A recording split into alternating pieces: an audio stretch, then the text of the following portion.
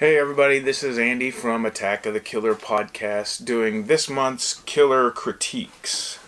Once again, we'd like to thank all of our Patreon subscribers, our attackers, for helping support us and supporting the podcast and being faithful listeners. Thank you very much. The movie that I'm about to cover comes out from 1985. And I feel like that year alone, multiple gems came out of that year. I mean, you could spend all day talking about 1985. But the film that I'm going to touch upon today is right behind me. Hopefully you can see that there. That's an original one sheet of Return of the Living Dead. What can be said about this film? It's a punk rock zombie movie, which is a mouthful in and of itself. I mean, anytime you see, it's not that font, but let's see if we can find it here. It's here we go. It's sometimes you find the Return of the Living Dead, that Ralph Steadman font, sort of like the Fear and Loathing in Las Vegas kind of feel to it.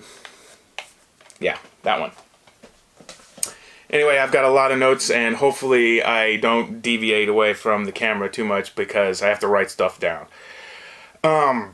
This is the first zombie movie that had fast zombies. This is the first movie that mentions that they need to eat brains. It's got great one-liners like, "Send more paramedics." It is a spiritual sequel to Night of the Living Dead and Dawn of the Dead, but not actually part of that trilogy. John Russo, who worked with George Romero on Night of the Living Dead, he wrote the originals. He had the original idea, and Ricky Ricci, hopefully I'm saying that right, he penned the first script. And Tom Fox, who was an investment banker who wanted to get into the film business, he helped finance and fund the film, and he found the production company Orion, and they had a production deal with Hemdale, and they helped get this going. However, it kind of hit a barricade before it even started, because in 1978 there was a legal battle between Russo and Romero. It made it hard to secure the title of Return of the Living Dead. However, Russo and Romero remained friends throughout this whole legal process. However, in this book, The Complete History of Return of the Living Dead, which is great, and I suggest you all pick this up. It's got required reading on this film. See if I can find it here. There's a direct quote from Brian Peck, who played Scuzz in the film. I'll get, if I can find it here. He is quoted as saying, "I know there was bad blood between Russo and Romero, and much legal wrangling that actually delayed filming of Return of the Living Dead for 8 months or more while rights issues were worked out. I know George Romero was not happy at all about Return." So, I don't know where that actually stands. What's also great about this film, it was from about 78 to 84, and I think I'm being pretty generous here. It was mostly slasher movies that define the genre, from Halloween all the way to the first Nightmare on Elm Street. But in 85, there was a resurgence of zombie films, such as, George Romero's Day of the Dead, Reanimator, Warning Signs, and, of course, Return. Which was great. It was a punch in the arm that the series needed, in my opinion. Tom Fox ended up not liking John Russo's and Rudy Ricci's script, and he had Dan O'Banion pen the script that we now know became the film that we know today. And Tobe Hooper of Texas Chainsaw Massacre, and Poltergeist was originally slated to direct this film. However, Golan and Globus of Canon Films gave him a whole lot of money to do a passion project called Life Force as long as he did Texas Chainsaw Massacre 2. So he was out, and they eventually bring Dan O'Bannon in. Now that we've got this out of the way, the cast and crew got together 2 weeks before shooting. You had Freddy, played by Tom Matthews, who's the zombied out version right there. You may remember him from Jason Lives. He actually pierced his ear for this film when he didn't even realize that you could do it fake. You had Tina, who played by Beverly Randolph, has an interesting casting story here because originally she had to audition at Dan O'Bannon's house. And she went there under the premise that she was just going to audition, and she couldn't find Dan anywhere. And she walked into his house, and she found there was like basically a porno playing on the television, and there was a handgun on the coffee table. And red lights went off like a mofo, and she bolted out of there. Eventually, she did have to re-audition, and she eventually got the part. But way before, like, the whole Me Too thing coming out, that's a pretty damn scary situation, if you ask me. Spider, played by Miguel Nunez Jr. You may also remember him as Demon in... oh god, blanking. Friday the 13th, Part 5. There he is right there with Don Caffa. There's a little bit of Tom Matthews there in the acid face makeup there. He was actually homeless during the casting and shooting process. Excuse me.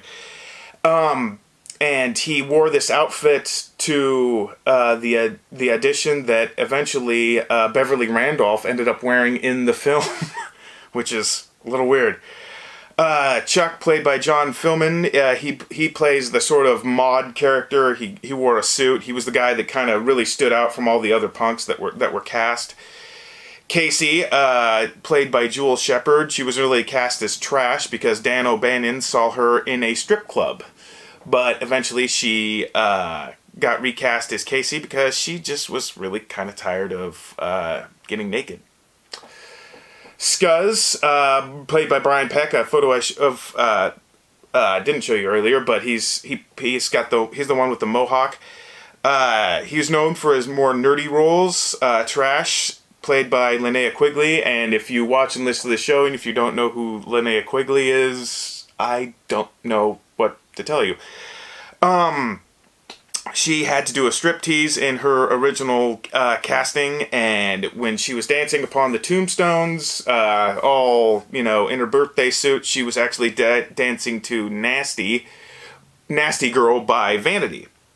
Suicide, played by Mark Venturini, who also appeared in Friday the 13th Part 5, New Beginning.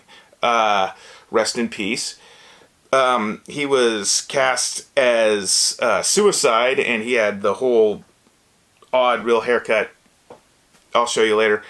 They said he was a real sweetheart, and unfortunately he died much too young. James Karen, who was also in Poltergeist, and I believe he was originally cast by Tobe Hooper to be in this film, but he still won them over. Played the warehouse manager. Ernie, played by Don Caffa, who is the hitman in Weekend at Bernie's, played Ernie Kaltenberger, which is actually named after a high-ranking Nazi who was hung in Nuremberg. Last but not least is Bert, played by Clu Gulager. You may remember him from Whisper to a Scream or Nightmare on Elm Street Part 2. Basically, he is the boss of Frank, who runs the Unita warehouse medical supply, where Freddy, played by Tom Matthews, begins work. Now that you know all that, let's actually get to what the hell this film is about. Basically, it's the story of Freddy's first night at the Unita medical supply warehouse, and he's getting trained by Frank, played by James Karen, and he asks him what is the weirdest thing that's ever came into this medical supply warehouse, because they're, you know, going through here, he's learning the ropes, and he's seeing all these different things, and there's corpses in there, but, you know, it's a medical supply warehouse. I mean, of course they're going to be there. And basically, Frank says that the premise of Night of the Living Dead was actually true, and the army accidentally sent some of the corpses in canisters to them, and they've been a hold of them ever since down in the basement. Push comes to shove, they go downstairs to, you know, take a look at these things, and the gas springs a leak. One of the canisters springs a leak with the corpses inside, and it contains the chemical 2,4,5-trioxin. And anything that comes into contact with this thing becomes a zombie. And while they're being affected by this gas, they are Freddy's friends want to, you know, hang out with them later, so they come there to party, and they hang out by the graveyard nearby, waiting for Freddy to get off work. The gas seeps up into all the medical supplies in there, and of course reanimates this big yellow nasty corpse, and the guys are freaking out and they don't know what to do, so basically they have to call Bert, which, you know, Clue comes in there and completely chews them out. And a little side note on the yellow corpse, which was designed, the original design was by William Munn, and they were just not very impressed with it at all, if I can find it. This is one of the many reasons why William Munn was let go off the project. Now, this is what he tried to pass off onto production as what might be able to go out on screen, and it looks absolutely awful. Eventually, Kenny Baker did the yellow corpse, and they got through with it. Another thing that William Munn did that was actually really, really good was the Tar Man, which, you know, everybody remembers the Tar Man from this movie. Basically, a lot of hot vinyl wax was dripping off his costume, and essentially KY jelly. This movie also has very embarrassing moments for Linnea Quigley, because when she was dancing naked on the tombstone, she had to I don't know how to discreetly say this. The producer says you can't show pubic hair on film, so they shaved Linnea, and then it was worse because now that they said everything, so the special effects people had to design a plug for which, you know, they basically poured all this stuff into her underwear, let it dry, and then, you know, that's what they went ahead and showed. This movie is, it's a cult classic. I don't really want to tell you any much more about the movie, because if you haven't seen it, please, please, please watch it, because it's great. I was fortunate enough to see a VHS copy played at a horror film festival at an Alamo Draft House, and Linnea was there, and I took my wife's friend because she didn't want to go, and we had a blast. Anyway, there's multiple ways that you can see this film. This is a a Region 2 Return of the Living Dead Blu-ray. You got to have a Region Fleet player to play this specific edition, but what's really cool about this one, it comes with production notes, and it actually has the Revenge of the Living Dead comic that was an actual idea of Don Caffa, who played Ernie.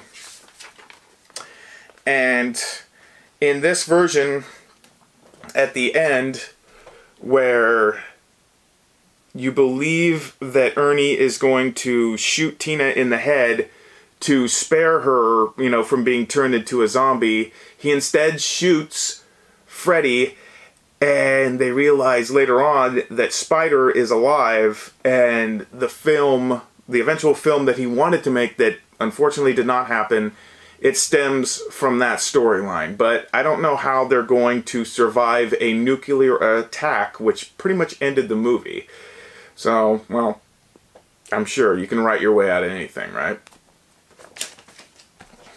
Anyway, I'll show you multiple versions here that I have, because I'm a horror dork.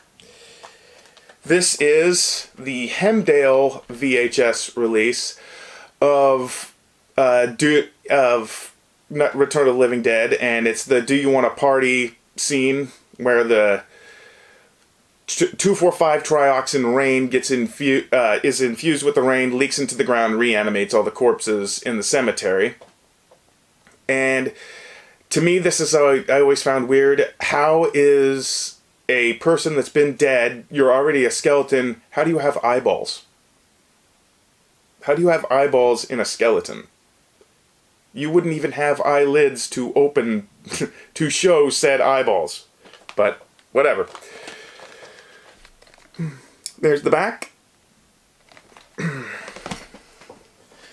Then you have the classic HBO video.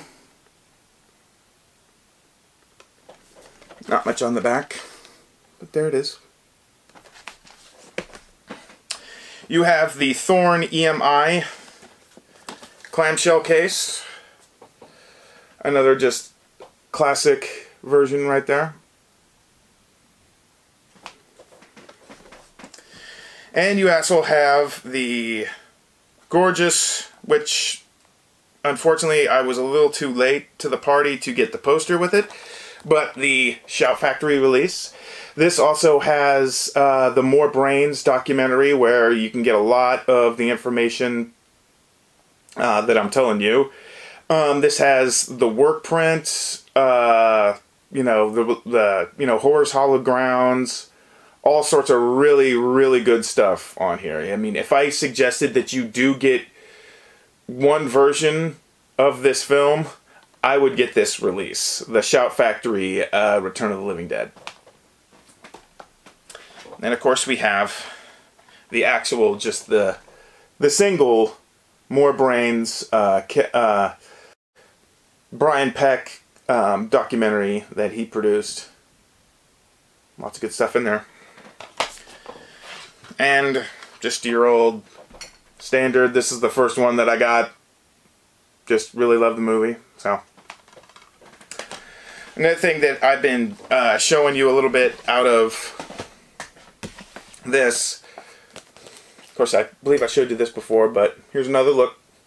It tackles not just a Return of the Living Dead, it tackles all of them, and it gives you a lot of production information and just behind the scenes stuff. Lots and lots of really, really great photos of, you know, you've got Don Caffa behind the scenes.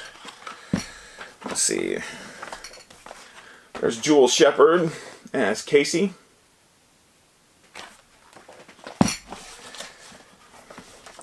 Another really interesting tidbit that it has in here is William Stout's production designs of what the zombies were going to look like, or should have looked like. There's some more. There's some really great Tarman designs in here as well.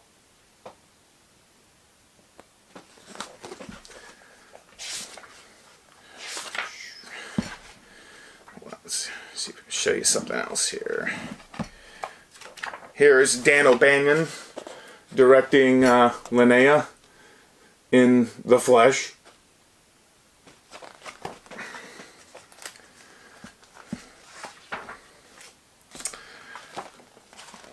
Mark Venturini and Linnea after the tombstone dance.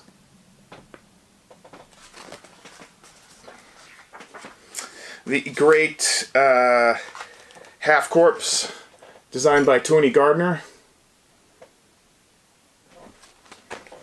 Brains.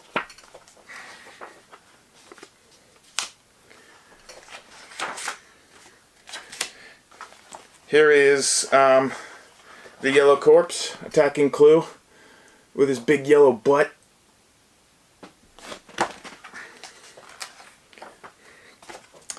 And some great promotional stuff that I wish I owned. So yeah, this book here it's very, very comprehensive. Shows all the foreign stuff.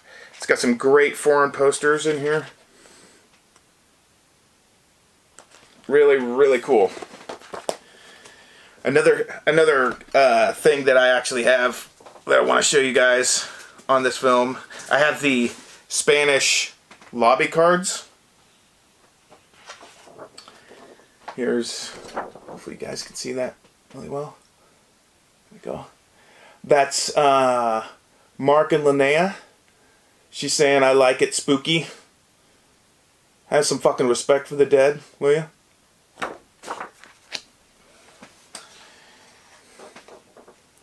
Here's Chuck and Casey getting freaked out.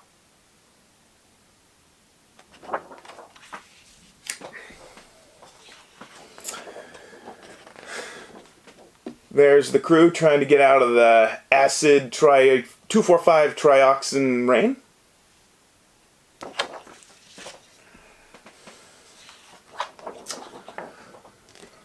There's Suicide in his Cadillac.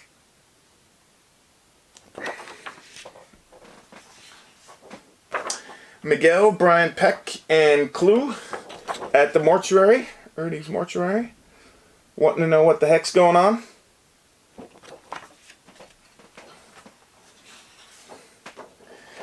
Here's Linnea as Trash before she gets bum rushed by all those zombies and all those men eating her alive.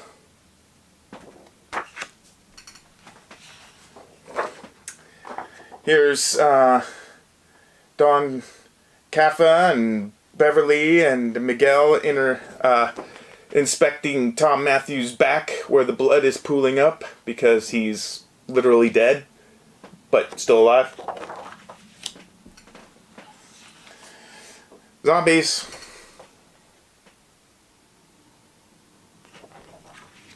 Back from the dead, ready to party. Here's them trying to board up the mortuary. Brian Peck before he gets bit in the head and sprays blood everywhere. And here's Ernie right before they bring in the supposed rabid weasels and he's working out the rigor mortis. I also have this smaller version of the poster behind me. Hopefully you can see that.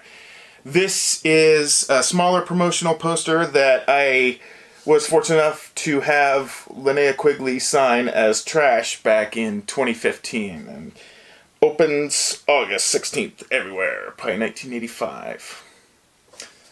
Now you're probably wondering throughout this whole video, what the hell is this? Why is he even here?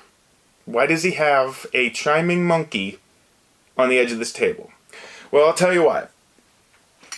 When they bring in the rabid weasels for Ernie to incinerate in the incinerator, which eventually turns into smoke and then, you know, makes the rain, which and then reanimates all the corpses.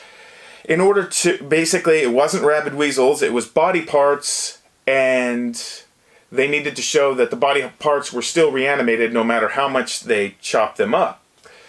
But they needed something in the bags to move to show that they were animated. Reading through the complete history of the Return of the Living Dead, I found out that they bought about maybe 20 of these guys and took off their symbols, and they turned them on,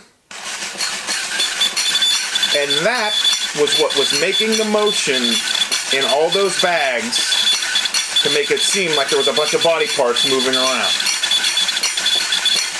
And Bonzo was very happy to perform for all you attackers. Well, this here ends the Killer Critique.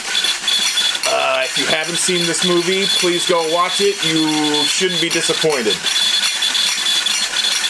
And that's all we've got for you. Talk to you again soon. Bye.